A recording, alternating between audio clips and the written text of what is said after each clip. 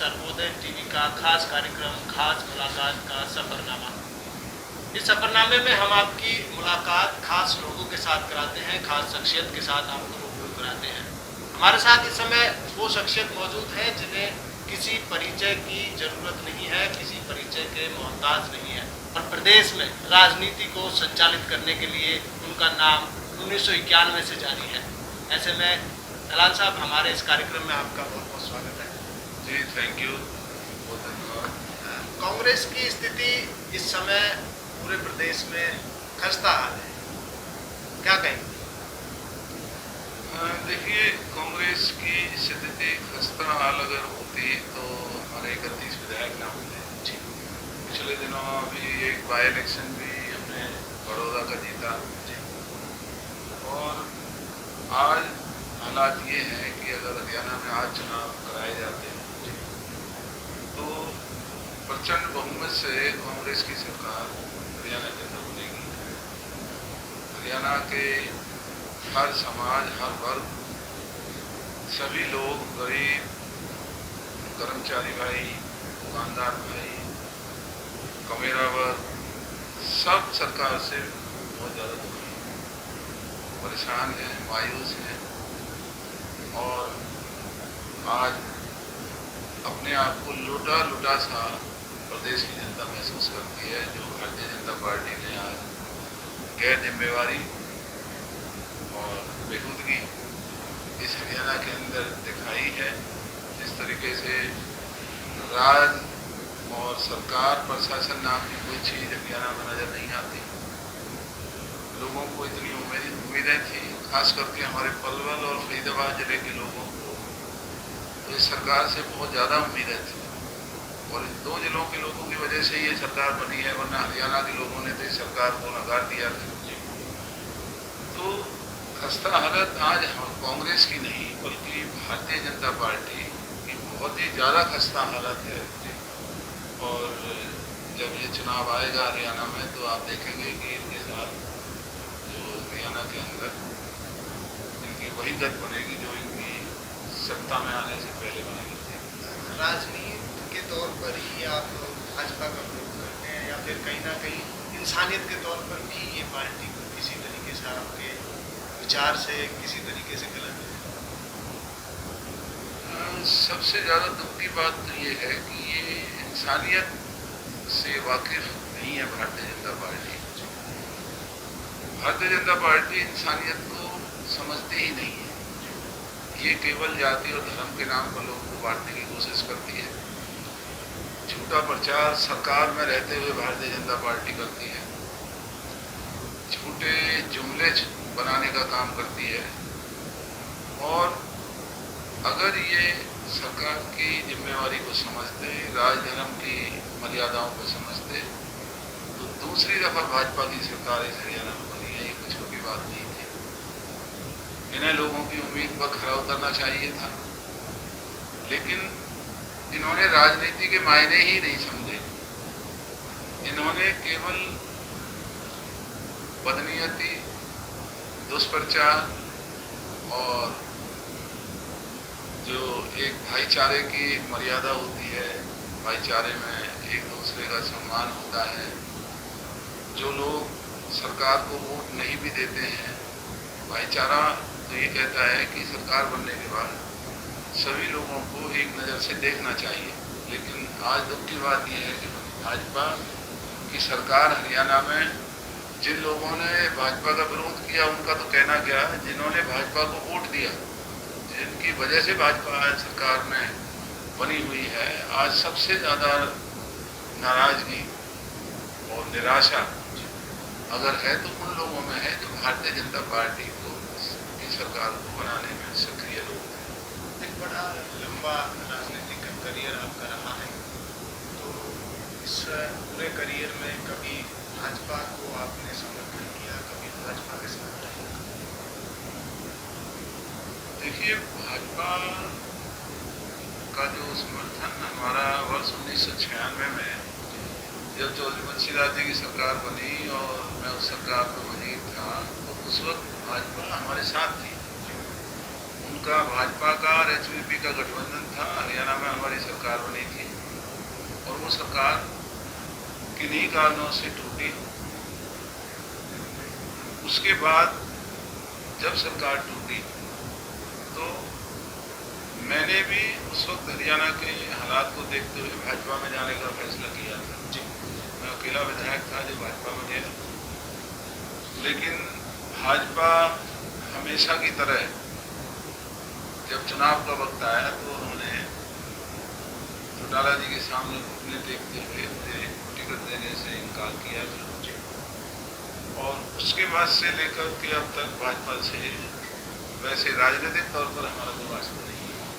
तो आगे किसी तरह का कोई और विचार भाजपा की तरफ, किसी तरह का जाने का विचार? भारतीय जनता पार्टी एक षड्यंत्रकारियों की पार्टी है, गैर जिम्मेवार लोगों की पार्टी है। ये लोग ना मानव धर्म को समझते हैं, न राजधर्म को समझते हैं। ये धंधा करने वाले लोग हैं जो आज सरकार में रह करके जनता को लूटने में लगे हुए हैं।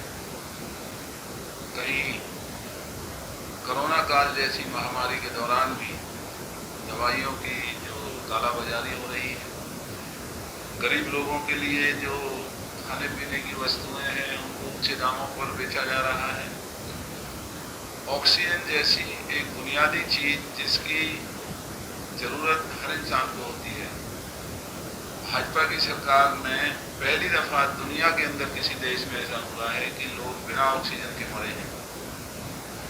तो ये भारतीय जनता पार्टी जो गुनाह कर रही है, जो ये आम जनता के साथ धोखा कर रही है, जो गरीब लोगों को, किसानों को, मजदूरों को, दुकानदारों को, कर्मचारियों को जिस तरीके से उनका उत्पीड़न कर रही है, तो कोई और राजनीतिक दल इतनी घिनौनी राजनीति नहीं कर सकता जो भारतीय जनता पार्टी ने एक नई राजनीति की शुरुआत इस तरह से नफरत फैलाने की इस हरियाणा के अंदर की है। जो बंगाल का चुनाव रहा उसके बाद किसी तरह का सबक इनको मिला है, किसी तरह के कोई इनको सीखने की जरूरत है उसमें? देखिए, बंगाल का जो चुनाव था, बंगाल एक ऐसा प्रदेश हमारे देश का हिस्सा है जहाँ भद्र पुरुषों की अगर कोई नाम लिया जाता तो बंगाल के अंदर ही लिया जाता है। और वहाँ विभिन्न धर्मों के लोग भी आपस में मिलकर के रहते हैं, एक दूसरे की कदर करते हैं, इज्जत करते हैं। और मोदी जी ने जो प्रधानमंत्री के पद पर विराजमान है, बहुत बड़ी जिम्मेवारी उनके कंधों पर है। जिस तरीके से ओछी भाषा का इस्तेमाल मोदी जी ने वहाँ ममता बनर्जी के लिए किया, दूसरे नेताओं के लिए किया, इनकम टैक्स और सीबीआई, ईडी की संस्थाओं का जिस तरीके से खुला दुरुपयोग राजनीतिक विरोधियों के ऊपर हो रहा है, उसका सही माकूल जवाब अगर दिया है इस देश के अंदर तो बंगाल के लोगों ने दिया है, ममता बनर्जी ने दिया है। और मैं ये समझता हूँ कि अगर भारतीय जनता पार्टी में थोड़ी भी सूझबूझ है तो उन्हें ये समझ लेना चाहिए कि इस देश के अंदर न जाने कितने बड़े बड़े मुगल शासक आए, तुगलक आए, खून आए, अंग्रेज आए, उनकी जातियों की भी लंबी कहानियां हैं, वो इस देश का कुछ नहीं बिगाड़ सके। तो समय चलते भारतीय जनता पार्टी को ये इनकम टैक्स, ईडी, आई और ये सीबीआई झूठे मुकदमे बनाना, लोगों को नफरत में की आग में धकेलना, और जैसे मिसाल के तौर पर 7 साल इनका राज बने हुए हो चुके हैं केंद्र में, हरियाणा में। इन्हें बीजेपी के कार्यालय बनाना तो याद है, हर जिले के अंदर भव्य बीजेपी के कार्यालय बनाए हैं, तो इन्हें बताना चाहिए पैसा कहाँ से आया। ये जो ईमानदारी का ढोंग बीजेपी करती है, तो ये बीजेपी के हेडक्वार्टर्स में जो इतना पैसा लगा जमीन खरीदने में और इनको बनाने में, ये कहाँ से आया ये पैसा? ये सब इन्होंने जो बड़े बड़े घरानों से धंधों के जो इनके रिश्ते बने हुए हैं, जो बहुत बड़े बड़े व्यवसायी हैं, जो गरीब और देश के मासूम लोगों को बर्बाद करने का काम कर रहे हैं, सारे धन की कमाई भाजपा के मिली भगत से, उनकी पैसे वालों की और भाजपा की होने लगी हुई है। इनका चुनावी वादा था कि हर जिला के अंदर जिला मुख्यालय पर ये मेडिकल कॉलेज बनाएंगे, और आज हालत ये है कि जो पलवल में मैंने अस्पताल बनाया था, और शायद हरियाणा के बड़े भवन में इस पलवल अस्पताल भवन का नाम आता है, आज वहाँ ना डॉक्टर हैं, ना वहाँ पर नर्सेज हैं, ना ऑक्सीजन है, ना बेड है, ना दवाई है। वहाँ पर बहुत बुरी बदहाली में आज हमारा इलाका रह रहा है। तो ये नसीहत बीजेपी को लेने का वक्त है, अभी कुछ नहीं बिगड़ा। इन्हें नफरत की राजनीति को छोड़ करके, झूठ बोलने की राजनीति को छोड़ करके, दोगले चरित्र को छोड़ करके एक भारतीय चरित्र को इन्हें अपनाना होगा, और अपने राजधर्म को पूरा करते हुए ये आज जो बेरोजगारी बढ़ रही है, बेरोजगारी में को हटाने का काम करें। जो गरीब आदमी गरीब होता जा रहा है, अमीर आदमी अमीर होता जा रहा है, इस सारे हालात को ठीक करने की कोशिश करें। और जो कानून व्यवस्था चौपट हो चुकी है, ऑनलाइन के नाम पर गरीब लोगों को लूटा जा रहा है, पेंशन बनवाने तक की रिश्वत ली जाती है, जो राशन प्रणाली है उसमें खुली धांधली है, गरीबों को उनका हक नहीं दिया जा रहा, उनके हक के ऊपर भी भाजपा की सरकार डाका डाल रही है। और जो बिजली के बिल है, महंगाई को अगर आप देखें तो पेट्रोल और डीजल पर इतना जो वैट लगाया है, इतनी कीमतें जो बढ़ाई है, दुनिया में इतना महंगा पेट्रोल और डीजल नहीं, भाजपा उसके ऊपर बोलती नहीं। आज इतनी बड़ी बर्बादी है। आज ये होना चाहिए था कि जैसे केरल सरकार ने और राजस्थान सरकार ने और भी कई सरकारों ने तमाम कोरोना के मरीजों का सब खर्चा सरकारों ने वहन करने की घोषणा की, चाहे वो प्राइवेट अस्पतालों में इलाज हुआ, चाहे वो घरों में हुआ, चाहे सरकारी अस्पतालों में हुआ। हरियाणा एक ऐसा प्रदेश है जहां सरकार की मिली भगत से प्राइवेट अस्पतालों का जो लूट है वो जारी है। सरकारी अस्पतालों में सुविधाओं का नामो निशान नहीं, प्राइवेट अस्पतालों पर मनमर्जी दामों पर लोगों को बिना इलाज के ही उनको लूटा जाता है। और सरकार की तरफ से ना कोई रेट लिस्ट अभी तक आई है, जो जरूरी वस्तुएं हैं, दवाई हैं, रेमडेसिविर दवाई यहाँ जो 3500 रुपये मात्र जिसकी कीमत है, वो 70-70 हज़ार में लोगों ने मजबूरी में ब्लैक में उसको खरीदा। आज जो ब्लैक फंगस की दवाइयाँ हैं वो कहीं उपलब्ध नहीं है। मुख्यमंत्री जी पलवल आते हैं, लोगों को बड़ी उम्मीद थी कि मुख्यमंत्री जी पलवल आए तो कुछ ना कुछ इस बीमारी से राहत दिलवाने का काम करेंगे। मुख्यमंत्री जी के लिए बड़े अफसोस की बात है कि पलवल में उन्होंने महाराणा प्रताप धर्मशाला को और ऐसे ही 7-8 बड़ी जो बिल्डिंग है, स्कूल की कुछ बिल्डिंग है, उनको उन्होंने अस्पताल घोषित किया सब अखबार के सामने, लोगों के सामने। और उन्होंने ऑक्सीजन के लिए कहा, वेंटिलेटर्स के लिए कहा, लेकिन अफसोस की बात यह है कि वेंटिलेटर अभी तक नहीं चल पाए, ना आए ना चल पाए, और ना ऑक्सीजन का कोई इंतजाम अभी तक हुआ है। और जितने भी भवन उन्होंने कोविड के नाम पर जो उन्होंने दर्शाए थे कि ये अस्पताल के तौर पर काम करेंगे, वहाँ कोई इस नाम की चीज ही वहाँ पर नहीं थी। तो प्रदेश का मुख्यमंत्री अगर इस तरह की झूठी राजनीति लोगों के सामने करता है तो इससे ज़्यादा दुख की कोई बात नहीं हो सकती। दरअसल ये सारी चीज़ें आपने बताई कि जो सरकार की नाकामियाँ हैं, कमियाँ हैं, वो सारी चीज़ें आपने गिनवाई। तो इस समय जिले की, आपके विधानसभा क्षेत्र की, आपके लोकसभा क्षेत्र की स्थिति बहुत दयनीय है। तो आपका भी दायित्व बनता है कि किसी तरह की कोई आवाज़ उठाई जाए, किसी तरह के कोई काम करे जाए। क्षेत्र की जनता को अगर सत्ताधारी उनका ख्याल नहीं रख रहे हैं तो आपका भी कोई ना कोई दायित्व बनता ही। देखिए, जो भारतीय जनता पार्टी की हुकूमत है, पहली दफा ये देखा जा रहा है कि जिन्होंने गैस बांटने, ऑक्सीजन बांटने का काम किया, उनके खिलाफ मुकदमे दर्ज किए गए कि तुम्हारे पास ये ऑक्सीजन कहाँ से आई। जो दवाइयाँ बांटने का काम किया, उनके खिलाफ मुकदमे दर्ज किए गए कि दवाइयाँ आप लोगों ने इकट्ठी क्यों की। और तमाम ऑक्सीजन प्लांट सबके ऊपर उन्होंने सरकारी अधिकारियों को बिठाया।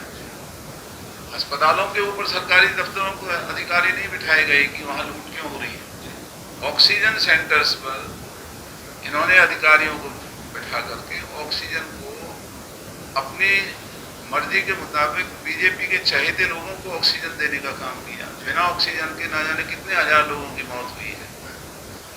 जहां तक विपक्ष का सवाल है, ये जैसे नाजुक मौके में जहां अगर हम अस्पतालों में जाकर के और वहां कोई विवाद खड़ा कर दे तो वो ये सही मौका नहीं था, क्योंकि जिस भी हालात में अस्पतालों में सरकार के जो ये लोग काम कर रहे थे, अगर हम वहां कोई जाकर के विवाद करते, कोई प्रदर्शन करते, तो इन्होंने यही कहना था कि भाई ये देखिए विपक्ष के लोगों की वजह से इतने लोगों की जान गई। हो सकती है कि वैक्सीन लगाने के कैंप, भारतीय जनता पार्टी के झंडे लगाने के बाद वैक्सीन लगाने के लिए सरकार के अधिकारी आते हैं, तो बताइए इसमें विपक्ष क्या भूमिका अदा कर सकता है? अगर मैंने खुद सीएमओ को फोन किया कि भाई हम सहयोग करना चाहते हैं, बताइए हम क्या आपके लिए सेवा उपलब्ध कराएं जो इस इलाके में लोगों को राहत पहुंच सके। तो सीएमओ साहब ने यही कहा कि जी आप लोगों को कहिए घरों में रहें और आप सब भी घरों से ना निकलें। तो ऐसी महामारी में ये सरकार की ही जिम्मेवारी थी। विपक्ष का बार बार विरोध करना, बार बार सरकार को कटघरे में खड़ा करना ऐसे नाजुक समय में ठीक नहीं था। इसलिए हमने कुछ दिन चुप रह गए और हमने कोशिश की कि जो भी हो रहा है कहीं कम से कम लोगों का विश्वास बना रहे। और अब जब ये बिल्कुल ही आज भी उसी रवैये पर अड़े हैं, तो कल भी मैंने पत्रकार सम्मेलन किया था, फिर हम करने जा रहे हैं और इस सरकार की असलियत लोगों के सामने रखेंगे। कितने रेमडेसिविर इस पलवल के अंदर ये दवाई आई जान बचाने वाली, हम इनसे नाम मांगेंगे कि ये बताओ ये दवाई रेमडेसिविर कितने किन किन मरीजों को आपने दी। रेमडेसिविर का धंधा बीजेपी के नेताओं के साथ यहाँ के डॉक्टरों ने किया, प्रशासन उसमें शामिल है। ऑक्सीजन के सिलेंडरों को बेचने का धंधा भारतीय जनता पार्टी के नेताओं के मिलीभगत से इस पलवल जिले में हुआ और भारतीय जनता पार्टी के नेताओं की मिलीभगत से शहर के अंदर कुछ असरदार लोग मनमाने तरीके से सारी वस्तुओं को ऊंचे दामों पर बेचने का काम कर रहे हैं। गरीब आदमी लूट रहा है, उन्हें कोई बचाने वाला नहीं। नौजवान कोई भाई गांव से मोटरसाइकिल पर सामान लेने के लिए शहर में आता है, उनके चालान काटे जा रहे हैं। एक एक मोटरसाइकिल का 40-40 हजार, 50 हजार, 25 हजार चालान काटने का हरियाणा की पुलिस करने लगी है। उनको शर्म आना चाहिए कि ऐसे कोरोना काल कम से कम उन्हें चालान नहीं काटना चाहिए। अगर कोई दवाई लेने आया है, कोई सब्जी लेने आया है, किसी मजबूरी में कोई आया है और लॉकडाउन केवल नाम का लॉकडाउन है, आप बाजार में से पैसे वाले लोग कुछ भी ले सकते हैं। शराब का धंधा जोरों पर चल रहा है, सारे दिन के अंदर कोई भी जो काम करने होते हैं वो सब करने में लगे हुए हैं। कोई लॉकडाउन जैसे हालात नहीं है। जो असली तथ्य हैं, पलवल के अंदर कोरोना से कितनी मौत हुई, पलवल जिले के अंदर कितने मरीज हैं, इसके भी जो तथ्य हैं वो छुपाए जा रहे हैं। कारण क्या, छुपाने का कारण क्या? मैंने पहले ही आपसे कहा ये दोगला चरित्र रखने वाले लोग हैं। ये आज भी शायद ये समझते हैं कि हम सरकार में नहीं, हम विपक्ष में ही हैं, जो ये पहले किया करते थे। षड्यंत्र फैलाना, झूठे कैसेट बना करके चला देना, झूठे बयान दे करके खुद ही उनके ऊपर खड़े हो जाना, तो वो इनके असली औजार हैं। और उन औजारों की वजह से आज हर आदमी का तकरीबन भरोसा और विश्वास भारतीय जनता पार्टी की कार्यप्रणाली से हट चुका है। नौजवान मायूस है, बुजुर्ग मायूस हैं, महिलाएं मायूस हैं, मजदूर मायूस है, कर्मचारी, दुकानदार, सब वर्ग इस सरकार के इस तरह के रवैये से मायूस है। सरकार नाम की कोई चीज कहीं नजर नहीं आती। किसी भी कार्यालय में बिना रिश्वत दिए काम नहीं होते। कानून व्यवस्था का ये हाल है कि सरेआम गुंडे बदमाश गरीब लोगों के मकान दुकानों पर कब्जा कर रहे हैं। राजनेता भारतीय जनता पार्टी के उनके सामने आने की हिम्मत नहीं रखते। जिस पलवल को 30 साल तक मैंने किसी शेर और बकरी को एक घाट पर पानी पिलाने का काम किया, किसी की मजाल नहीं होती थी कि कोई किसी गरीब या शरीफ आदमी की तरफ आंख उठा के देख सके। आज उसी पलवल में दंगा नाच हो रहा है। गुंडे बदमाश शरीफ लोगों के ऊपर हावी हो रहे हैं। पुलिस मूक दर्शक बनी हुई है। भारतीय जनता पार्टी के नेता गायब हैं, घरों से निकलते नहीं और जो सरकार पलवल फरीदाबाद जिले के लोगों की वजह से बनी है, उस सरकार का पलवल फरीदाबाद की तरफ कोई उनका ध्यान नहीं है, कोई उन्हें चिंता नहीं है कि इस इलाके में भी लोग बसते हैं। उनकी ज़रूरतों को भी पूरा करने का काम सरकार को करना चाहिए, ऐसा कुछ नहीं हो रहा। डॉक्टर साहब, ये सारी चीज़ों का इलाज कैसे संभव है? जो ये नासूर बन चुका है, इसका इलाज कैसे संभव है? देखिए, अब भारतीय जनता पार्टी से लोग मायूस होकर के और इधर उधर भागने लगे हुए हैं, तो हम तो उनको यही कहते हैं भाई भागने से काम नहीं चलेगा। आप इस सरकार और पार्टी पर दबाव बना करके रखें कि ये इस तरीके से क्यों इस हरियाणा को बर्बाद कर रहे हैं। कारखानों की स्थिति ये है, कानून बनाया कि 10% उस इलाके के बच्चों को नौकरी मिलेगी जिनकी जमीन एक्वायर की, 90% बाहर के लोग आके रहेंगे। पहली दफा इस सरकार में जो छात्रों का वजीफा है गरीब बच्चों का, शेड्यूल कास्ट का, वो ये हजम कर चुके हैं। बुढ़ापा पेंशन समय पे नहीं दी जाती। बिजली के बिलों का आपने देखा हो, पहले अभी 2 महीने पहले 4 महीने जबरन हर उपभोक्ता से वसूल करने का इन्होंने आदेश जारी किया। वो भी मैंने ही विरोध किया और मेरे विरोध के चलते ही सरकार ने उसको 1 साल के लिए टाला है। तो ये सरकार बिल्कुल भावहीन सरकार है। मानवता की मर्यादाओं को ये सरकार नहीं जानने की कोशिश करती है और इनका मंत्र शायद ऐसा लगता है कि लोगों को जाति और धर्मों में बांटते रहो, गरीब अमीरों में बांटते रहो, शहर देहात के अंदर बांटते रहो, तो इनकी सरकार ठीक तरीके से चलती रहेगी। लेकिन इनको ये समझना होगा कि अब हरियाणा के लोग इनके असली घिनौने चेहरे को पहचान चुके हैं और आने वाले दिनों में ये जाति धर्म की राजनीति हरियाणा में नहीं चलेगी। हरियाणा में चलेगी राजनीति तो कांग्रेस की राजनीति चलेगी, जिसमें सभी को रोजगार, सभी का विकास, कानून व्यवस्था, स्वास्थ्य सेवाएं, शिक्षा सेवाएं, ये सब की सब बहाल होकर के जो ढांचा इन्होंने खराब किया है हरियाणा और देश का, इस ढांचे को वापस तरक्की की पटरी पर लाना होगा। लेकिन हम तो भारतीय जनता पार्टी की सरकार से अभी भी ये कहेंगे, बहुत समय उनका पड़ा हुआ है, उन्हें ये बेतुकी बातों को छोड़ करके और काम की बातें करनी चाहिए। बेरोजगार बच्चों के भविष्य को अगर नहीं संभालेंगे तो ये बच्चे हाथों से निकल जाएंगे। अगर महंगाई के ऊपर रोक नहीं लगाएंगे तो भी कानून व्यवस्था खराब होगी। तो इस सरकार में इन्हें अपने चुनावी वादों को पूरा करने का अभी समय है। इन्हें अपने चुनावी वादे पूरे करने चाहिए और झूठ और षड्यंत्र की राजनीति से बाज आना चाहिए। झूठ और षड्यंत्र से देश नहीं चलाता।